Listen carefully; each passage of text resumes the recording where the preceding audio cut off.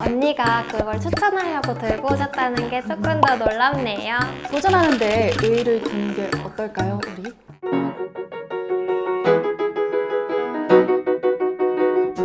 끌리는 신간을 소개하는 시간, 새로 나온 책을 함께 골라보는 시간. 신간 함께 지금 시작합니다. 우! 날씨가 부쩍 더워졌어요. 네, 올해는 겨울부터 봄까지 계속 집에만 있는 생활을 하다 보니까 계절이 어떻게 변화하는지도 잘 모르겠더라고요. 그런 것도 좀 있지 않아요? 학교도 못 가고 재택근무도 많이 하다 보니까 제 친구들은 오늘은 무슨 요일이지? 하고 헷갈릴 때가 있다고 하더라고요. 그러니까요. 봄꽃을 집에서만 봐서 너무 아깝다고 생각한 게 엊그제 같은데 벌써 이렇게 여름이 불쑥 찾아오고 있다니. 저도 날짜를 좀 잊고 살긴 했나 봐요. 저희만 이런 거 아니겠죠? 그래서 오늘은 이 주제로 책을 한번 소개해볼까 합니다. 이제 기지개를 켤 때 세상을 다시 만나는 책. 삶의 현실부터 우리의 몸, 그리고 미래에 대한 예측까지 현실 감각을 되살려줄 많은 책들을 준비했으니까요. 끝까지 함께 해주세요. 제가 먼저 시작을 해볼까요? 오늘 제가 소개할 첫 책은 당신 앞에 10년 미래학자의 일자리 통찰입니다.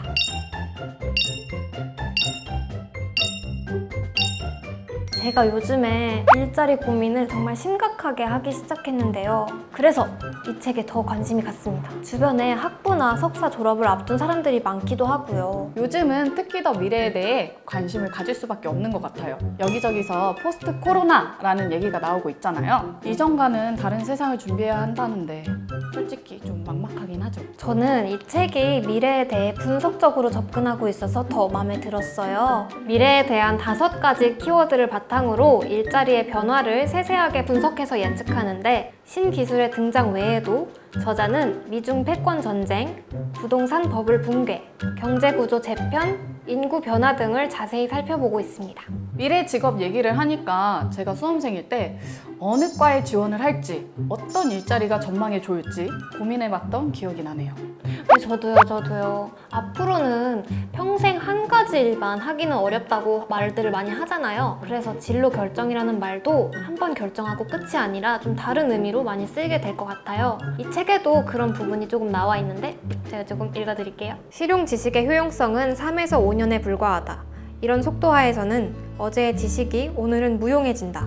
어제는 내가 가진 지식이나 기술로 어깨에 힘을 줄 수 있었지만 내일은 명함도 내밀 수 없게 된다. 인공지능 로봇이 인간의 일을 꾸준히 대체하고 실용 지식의 수명마저도 3에서 5년으로 짧아지면 인간은 자의반 타의반으로 직업이나 직장을 평균적으로 15번에서 20번 바꾸어야 한다. 따라서 죽을 때까지 계속 배우지 않으면 인공지능 로봇보다 낮은 임금을 받고 일하는 처지로 순식간에 전락할 것이다. 이 외에도 미래에는 일자리 수가 감소하는 것이 아니라 증가한다. 21세기의 주 무대는 아시아가 된다 등 흥미로운 이야기들이 많이 나오고 있는데요. 이런 전망과 예측이 꼭 맞지는 않을 수도 있지만 그래도 좋은 참고 자료는 될 것 같아서 추천합니다. 미래를 대비해서 빠르게 준비하고 싶은 분들에게 추천드리고 싶어요. 제가 이번에 소개할 첫 책은 나는 87년생 초등교사입니다. 열정과 타협 사이에서 흔들리는 밀레니얼 교사들의 이야기.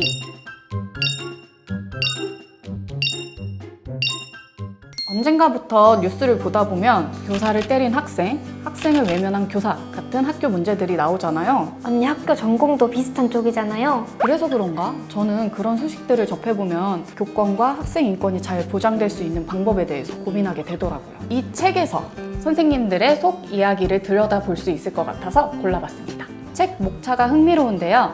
정년까지의 몸살림을 거부합니다. 할 말은 하겠습니다. 같은 챕터들이 눈에 띕니다. 10년차 현직 교사인 저자가 100여 명의 동시대 교사들의 이야기를 담아낸 책이니까 학교와 교사들의 현실을 보여주는 책이라고 할 수 있겠죠. 네, 제목을 보면 일단 87년생 교사분이 쓰신 책인 것 같고요.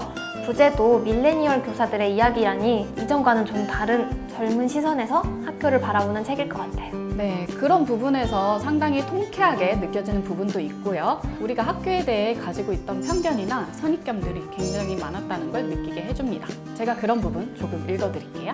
사회가 변한 만큼 스승의 날도 변해야 한다. 스승의 날을 없애는 변화보다는 스승의 날을 바라보는 관점을 바꾸는 변화가 필요하다.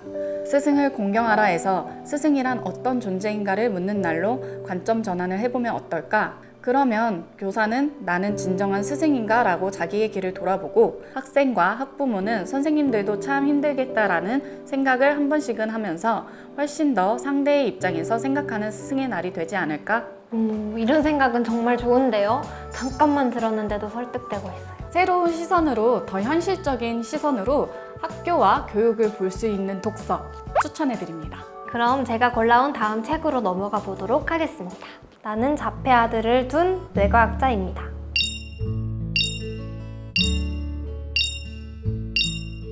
네, 이 책은 어떻게 소개를 드리면 좋을까요? 제목에 이미 내용이 다 나와 있는 것 같아요. 제목 그대로 뇌과학자인 아빠와 자폐증을 가진 아들의 이야기인데요. 책이 어떤 책인지 알려드리려면 제가 조금 읽어드리는 게 좋을 것 같습니다. 괴롭힘과 불친절한 행동에 대해서 카이와 선생님들의 기준이 달랐다. 카이에게는 은유법과 계획의 변경이 괴롭힘이었지만 선생님들에게는 카이의 고함과 그에 뒤따르는 일들이 괴롭힘이었다. 그리고 카이가 같은 반 친구에게 욕을 퍼부었을 때 모든 것이 끝났다.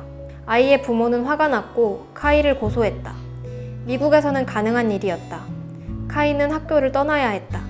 자폐를 보는 시선뿐만이 아니라 비장애인 중심적인 생각들을 전반적으로 고민해 볼 수 있게 해주는 책인 것 같아요. 실제로도 그런 것과 관련이 있습니다. 책에서 아버지는 세계적인 뇌과학자인데요. 아들을 위해 자폐증 연구에 매진하면서 기존의 상식을 뒤집는 진실에 도달하는 과정을 그리고 있습니다. 새로운 눈을 떠서 아들의 세계를 이해하게 된 거죠. 이 특별한 부자의 실제 이야기를 기록한 저자는 독일의 유명 저널리스트이자 전기 작가인데요. 주인공인 헨리 마크람과 아들 카이의 사연을 소개한 심층 기사를 발전시켜 이 책을 썼다고 합니다. 와, 이거 실화예요? 안 그래도 재밌겠다고 생각하고 있었는데 알고 나니 더 궁금해집니다. 아들을 이해하려는 아버지의 연구를 따라가다 보면 우리가 보는 현실도 더 넓어지지 않을까요? 현실을 보는 독서, 오늘의 주제에 맞춰 추천드립니다. 제가 이번에 소개할 책은 과학이라는 발명, 1572년에서 1704년 사이에 태어나 오늘의 세계를 만든 과학에 관하여입니다.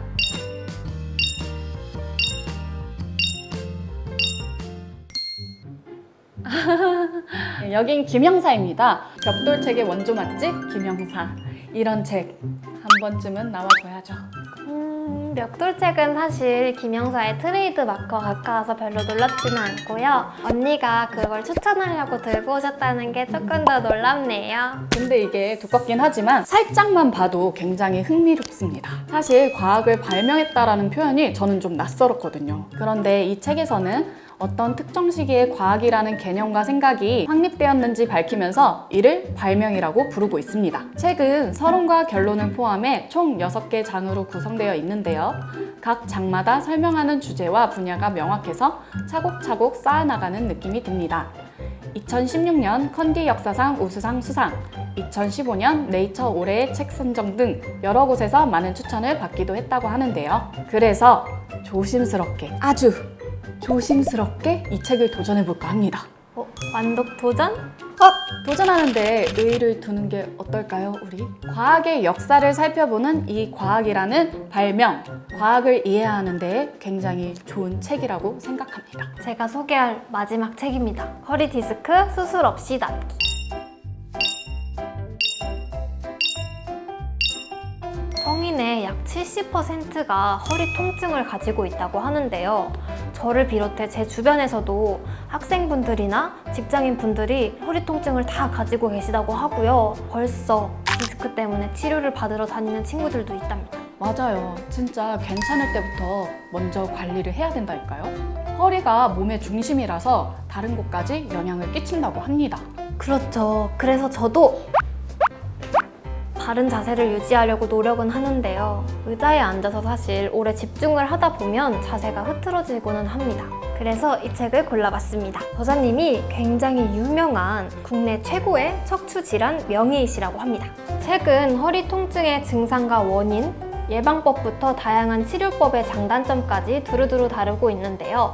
수술 없이 나은 자연치유 사례들과 운동법 등은 지금 당장 허리 통증이 없더라도 읽어볼 만한 부분인 것 같아요. 저희 할머니께서 가끔씩 수술 받으신 이야기를 해주곤 하시는데요. 그런 얘기를 들을 때마다 수술을 하기가 너무너무 무서워집니다. 네, 이 책을 읽고 허리 디스크를 수술 없이 극복할 수 있는 방법을 함께 알아가고 싶습니다. 자, 그럼 이제 저희가 골라온 책 중에 원픽을 하나씩 뽑아볼게요. 저는 당신 앞에 10년 미래학자의 일자리 통찰 이 책을 뽑았습니다. 왜냐하면 졸업을 앞둔 정말 제 현생의 상황도 있어서 일자리가 궁금하기도 하고요. 지금 코로나 사태가 불거지면서 앞으로 또 어떤 이런 큰 사건이 닥칠지 모른다는 위기감이 생겼는데요. 지금도 일자리가 이렇게 많이 변화하고 있는데 앞으로는 또 어떻게 변화하게 될지 너무 궁금해서 이 책을 뽑겠습니다. 저는 이 책을 뽑았는데요. 나는 87년생 초등교사입니다. 이 책을 뽑은 이유는요. 제가 아까도 말했듯이 교육 현실에 대한 관심도가 높아서요. 좀 더 다양한 생각을 해보고 싶었고요. 제가 먼저 이 책을 읽어보고 주변에 있는 교사를 하고 있는 친구들에게 추천해주고 싶어서 골랐습니다. 2020년 6월의 신간속의 신간함께는 여기까지입니다. 초여름의 독서, 여러분들은 어떤 책으로 함께하고 싶으신가요? 저희가 소개하지 않은 책 중에 추천하고 싶으신 책이 있으시다면 언제든지 댓글로 달아주세요. 여러분의 의견 언제나 기다리고 있겠습니다. 저희는 다음 달에도 좋은 책 가지고 돌아올게요. 구독해놓고 기다리세요. 다음에 또 만나요. 안녕!